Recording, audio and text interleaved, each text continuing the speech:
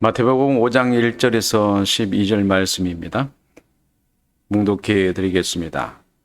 예수께서 무리를 보시고 산에 올라가 앉으시니 제자들이 나온지라 입을 열어 가르쳐 이르시되 심령이 가난한 자는 복이 있나니 천국이 그들의 것이며 애통하는 자는 복이 있나니 그들이 위로를 받을 것이며 온유한 자는 복이 있나니 그들이 땅을 기업으로 받을 것이며 의에 줄이고 목마른 자는 복이 있나니 그들이 배부를 것이며 긍휼히 여기는 자는 복이 있나니 그들이 긍휼히 여김을 받을 것이며 마음이 청결한 자는 복이 있나니 그들이 하나님을 볼 것이며 화평케 하는 자는 복이 있나니 그들이 하나님의 아들이라 일컬음을 받을 것이며 의를 위하여 핍박을 자는 복이 있나니 천국이 그들의 것임이라.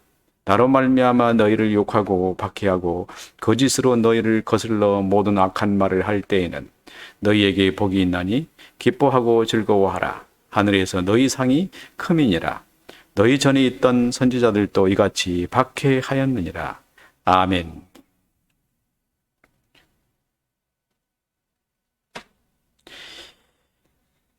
드디어 예수께서 마태복음 23장에서 회당에서 가르치시며 천국 복음을 전파하셨다고 말씀했지만은 마태복음에서 5장에 이르러서 드디어 공생애의 공식적 사역을 세상에 드러내시기 시작하셨습니다. 유대 선생들은 대부분 회당에서 말씀을 가르치셨는데 예수님께서 놀라운 이적과 기적을 행하자 수많은 사람들이 예수님을 따르기 시작했습니다. 그래서 예수님께서는 군중들을 팔복산, 갈릴리 바다 옆에 갈릴리 호수라고 그러는데요. 그 바다 옆에 팔복산에서 지금의 800교회가 있는 자리입니다. 거기에 사람들이 모여들게 되자 그곳에서 주님께서는 말씀을 선포하시기 시작했습니다. 세상을 향하여 드디어 주님이 말씀을 선포하셨는데 이 말씀은 오늘 우리 귓가에 들려도 조금도 부족함이 없는 세상 철학을 뛰어넘는 엄청난 신비를 감추어진 말씀이고 세상 사람들을 온전히 다 구별하여 사람들의 삶과 안전하게 사는 삶의 방법이 무엇인지를 우리에게 정확하게 설명해 드리고 있는 말씀이었습니다. 첫 번째 드리는 말씀이 심령이 가난한 자는 복이 있나니 천국이 저희 것이며 라고 말했을 때 심령이 가난하다는 것은 무엇입니까? 희망이 없는 상태가 아니고 좌절하고 낙심한 상태가 아닙니다. 심령이 가난하다는 말은 미래의 삶에 대한 주님께서 예비하시고 준비하신 삶에 대한 소망을 가득 가지고 있는 사람이 문제를 해결할 수 없는 상태에 놓여 있는 것을 말합니다. 이것은 이 복음서를 기록했던 세리 마태를 통해서 정확하게 보여주는 표현입니다.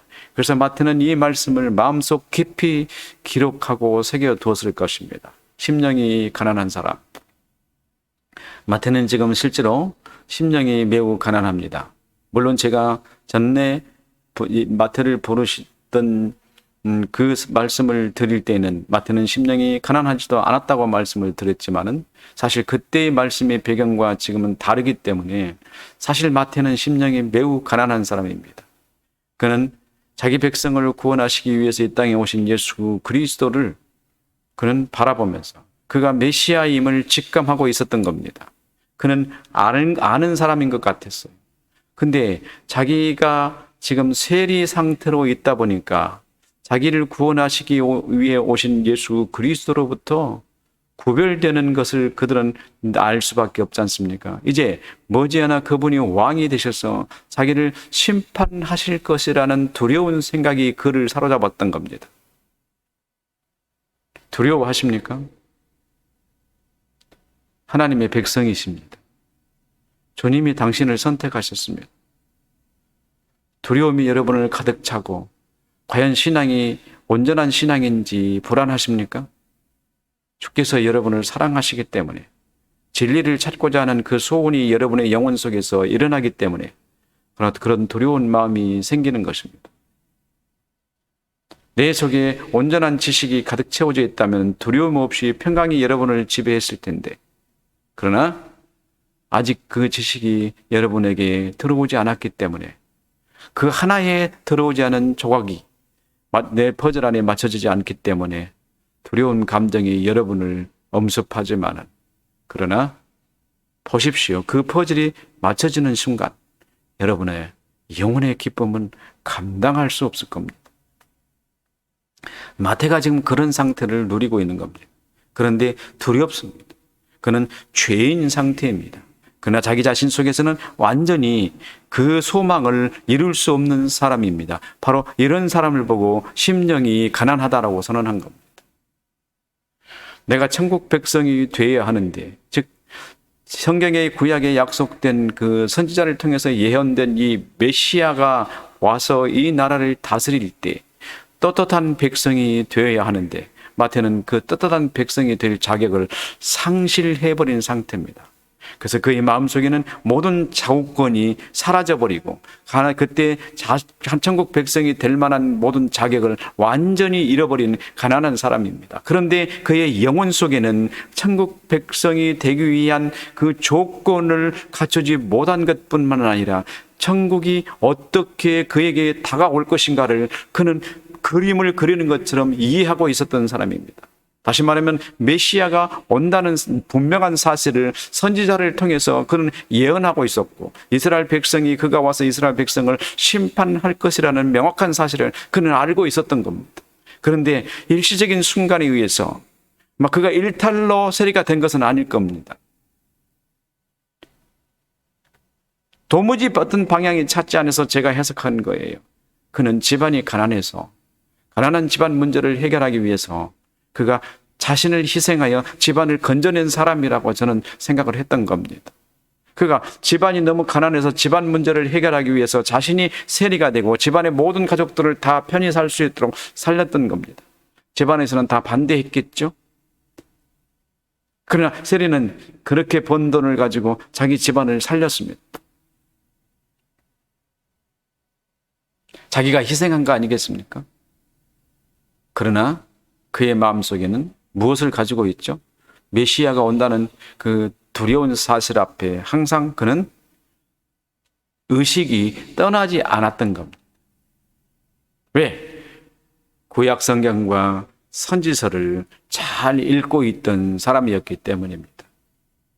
그런데 그가 지금 요단강에서 세례를 주던 세례 요한을 만났고, 그 세례 요한이 세례를 주던 어느 날 지금 세례를 받으시던 예수 그리스도에 관한 이야기를 들은 것이 아니라 직접 목격했습니다. 하늘로부터 음성이 들렸고 성령이 비둘기같이 그 위에 임하시는 것을, 물론 성령이라고는 생각을 안 했지만 비둘기 같은 것이 그 위에 임하시는 것을 보았고, 그리고 예수는 하늘에서 올라오시는 이 삼위일체의 현장을 그는 목격했지만은, 물론 지금 제가 표현한 것은 그것을 삼위일체라고 말하지만은, 마태는 그 기적적인 사건을 보고 저분이 메시아라는 사실에 아마 그는 은근히 확신하고 있었을 것입니다.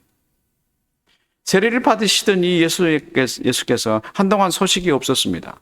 예수께서는 40일 동안 유대의 광야에 가셔서 마귀에게 시험을 받으시던 시간이었기 때문에 동네에 나타나지도 않으셨고, 세례를 받으셨는데 어디 가셨는지 소식이 없었는 깜깜한 순간이었는데 갑자기 나타나셔서 회개하라 천국이 가까웠느니라고 선언하시면서 스불론 납달리 이방 지역을 고루 다니시면서 복음을 전파하며 회당에 다니시면서 복음을 전파하시면서 병을 고치고 죽은 자를 살리며 앉은 병이를 일으키며 중풍병자를 고치는 이런 놀라운 사건과 사람들이 예수를 만날 때마다 그 마음의 평강과 위로와 안식과 기쁨을 누리는 그 이야기들이 소문에 소문을 걸쳐 세리 마태에게 귀에 들려온 겁니다.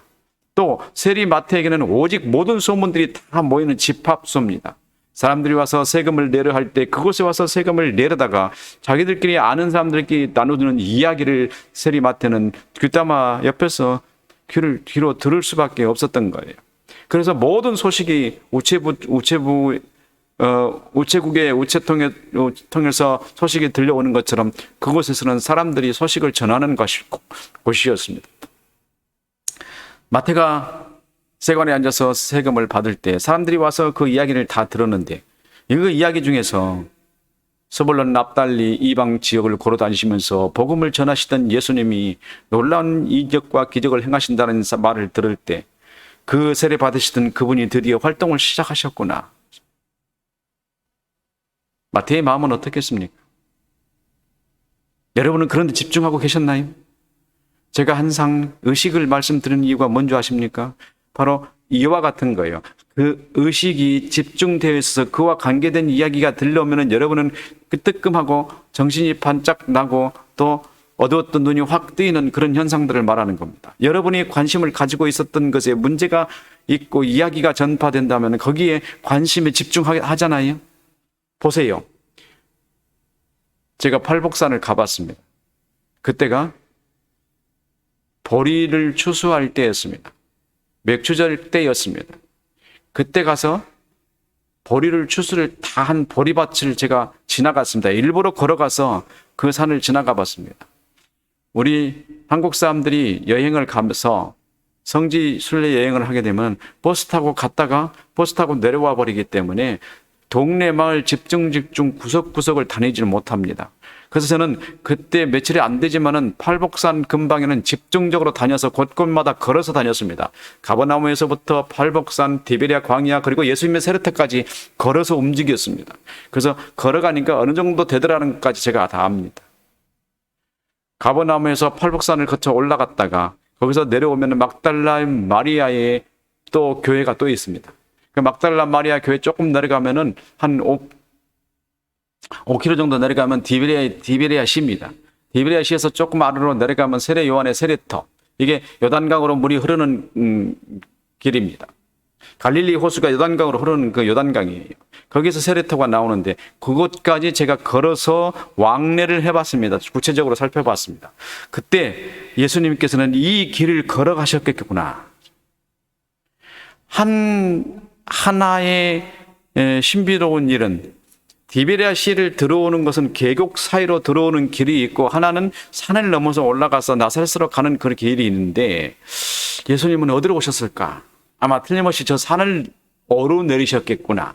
이런 것까지 생각을 해봤는데 아니나 다를까 나사렛 가서 동정녀 마리아가 이 세례 요한이 탄생했던 그 물로 포도주를 만드는 그 동네에 가서 보니까 거기서 세례 요한의 세례터까지 걸어가는 그 길이 있었던 거예요. 구체적으로 제가 그곳을 가봤습니다. 그때 보리밭에 서서 주위를 살펴봤습니다. 예수님께서 이곳에서 산상수훈을 선포하셨는데 그때 수많은 군중들이 거기에 모였었습니다. 오병이어 기적을 행하던 장소가 아닙니까? 수많은 사람들이 거기에 모여서 말씀을 들으셨을 텐데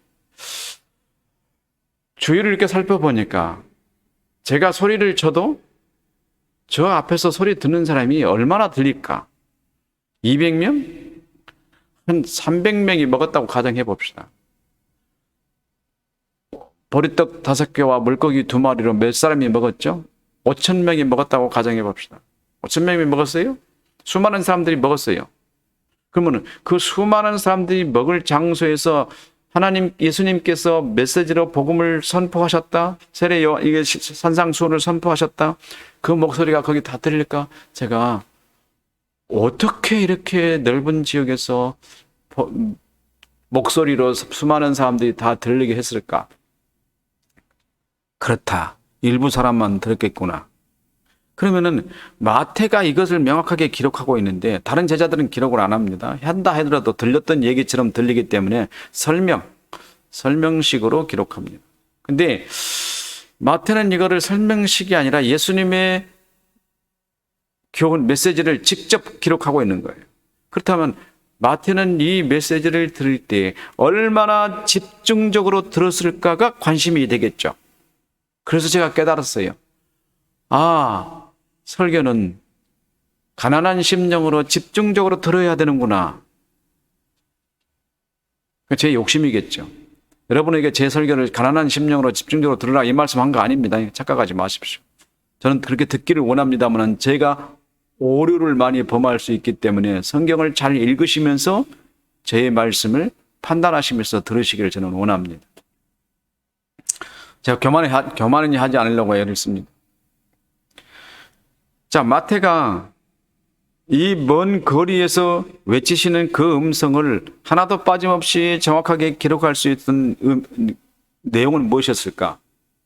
그 비밀은 무엇이었을까? 예수님께서 복음을 선포하시자 그의 귀에 들어오는 이 복음을 마태는 성령께서 그의 영혼에 철필로 기록하듯이 기록해 버리셨다. 왜 그럴까요? 왜 이렇게까지 해석을 할까요? 자, 예수님께서 십자가에 못 박혀 죽으신 때가 주후 27년에서 30년이라고 하겠습니다. 그러면 세리 마태가 이 책을 기록할 때가 몇 년도냐면 주후 70년경으로 봅니다.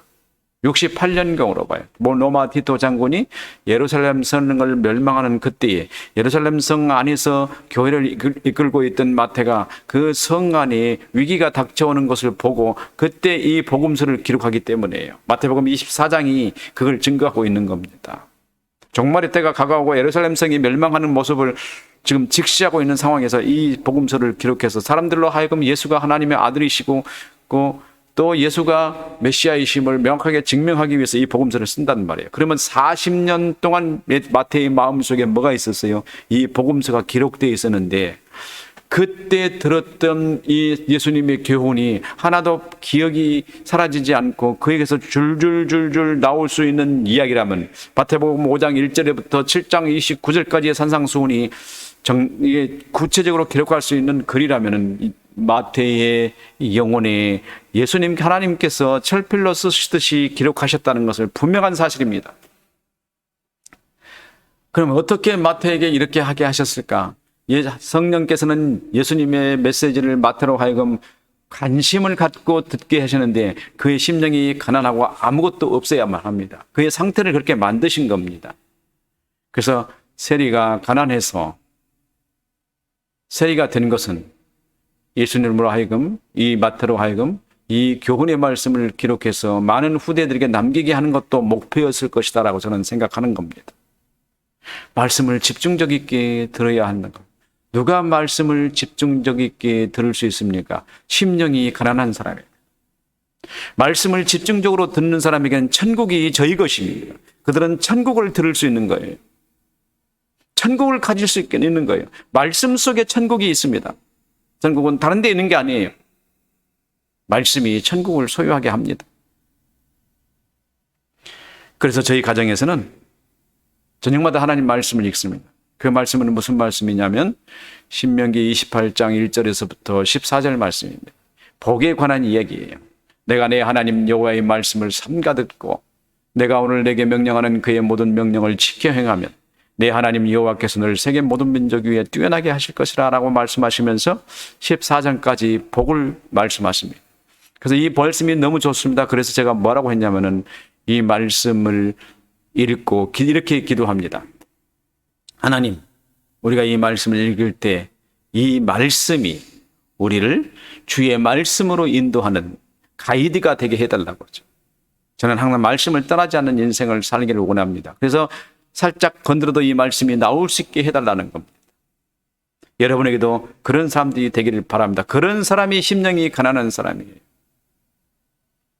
오늘 여러분에게 이 심령이 가난한 사람을 말씀드리려고 한 것은 아닙니다. 산상복음서에 나오는 구체적인 구절구절을 강의하듯이 설교하려고 하는 것은 아닙니다. 할 수가 없습니다.